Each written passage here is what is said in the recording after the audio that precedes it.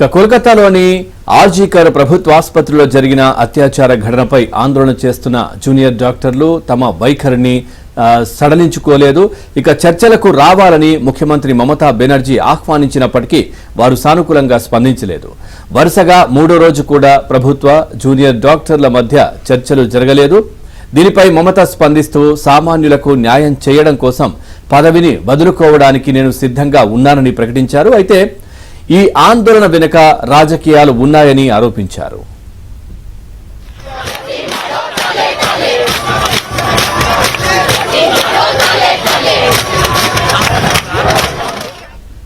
ఆందోళన చేస్తున్న చాలా మంది డాక్టర్లు చర్చకు సుముఖంగా ఉన్నారు అనే సంగతి తనకు తెలుసు అన్నారు మమతా బెనర్జీ. కానీ కొద్దిమంది మాత్రం ప్రతిష్టంభన ఏర్పడాలని కోరుకుంటున్నారని విమర్శించారు. రాజకీయ దురుద్దేశాలతో ఆందోళన జరుగుతుందని, దీనికి వామపక్షాలు మద్దతు ఇస్తున్నాయి అని మమత ఆరోపించారు.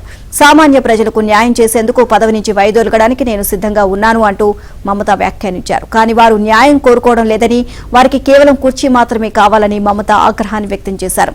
జూనియర్ డాక్టర్లతో చర్చలు జరిపేందుకు తాను సచివాలయంలో 2 గంటల పాటు ఎదురు చూశానని, వారు సెక్రటేరియట్ కు వచ్చిన సమయంలో కూర్చోలేదు అని మమత చెప్పారు. ఇందుకు బెంగాల్ ప్రజలకు క్షమాపణలు చెబుతున్నానని అన్నారు. వైద్యులు ఆందోళన విరమించి విధుల్లో చేరాలని మరోసారి ఆమె విజ్ఞప్తి చేశారు.